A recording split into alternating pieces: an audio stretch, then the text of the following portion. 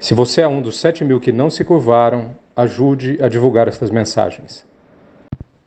Abençoados, cada irmão e cada família, em nome de Jesus Cristo, nosso Senhor. No Evangelho de Mateus, no capítulo 22, no verso de número 16, está escrito: E enviaram-lhe os seus discípulos juntamente com os herodianos a dizer: Mestre, sabemos que és verdadeiro e que ensina segundo a verdade o caminho de Deus, e de ninguém se te dá porque não olhes a aparência dos homens. Louvado seja o nome do Senhor, o nosso Deus. Embora esse pessoal aqui estivesse tentando testar Jesus, e nós sabemos bem como é que esse pessoal terminava, desmascarado diante de todos, mas eles, embora tivessem com intenções ruins, eles disseram duas verdades que são importantes. Primeiro, que Jesus ensina segundo a verdade o caminho de Deus. E outro aspecto importante é que ele não se deixa levar pelas aparências. Quando a gente medita nessas duas coisas ao mesmo tempo, a gente entende o jeito de Jesus conduzir as coisas. Jesus não se contentava com a aparência das coisas. Ele queria saber ele interessava para ele as coisas como elas eram e não como elas pareciam ser. Isso é extremamente importante para a gente hoje. Quando a Bíblia nos ensina que nós temos a mente de Cristo, entre outras coisas, a Bíblia nos ensina que nós recebemos de Deus a condição de não pensarmos no padrão do mundo, mas pensarmos segundo o próprio Deus. E a maneira de fazer isso é imitando Jesus.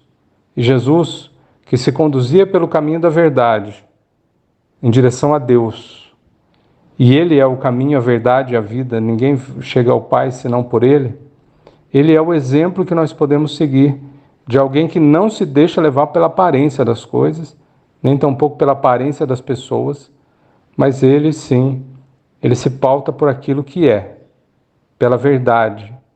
E ele nos coloca nessa condição. Nós, diante das coisas como elas são, e não diante das coisas como elas parecem, ou diante das coisas como a gente gostaria que elas fossem, ou diante das coisas como a gente acha que elas deveriam ser. O nosso posicionamento é firmado na rocha eterna que é o Cristo, a própria verdade encarnada. Para nós não interessa como as coisas parecem, nos interessa como as coisas são. E Jesus, a verdade que liberta, nos deixa essa palavra importante para a gente viver segundo o coração de Deus. É sobre ela que eu oro, Pai. Obrigado, Senhor, por mais esse alimento para o nosso espírito, por mais esse arrancar de escamas dos nossos olhos, por mais esse desmascaramento da estratégia do mundo que tenta nos conduzir pela aparência das coisas.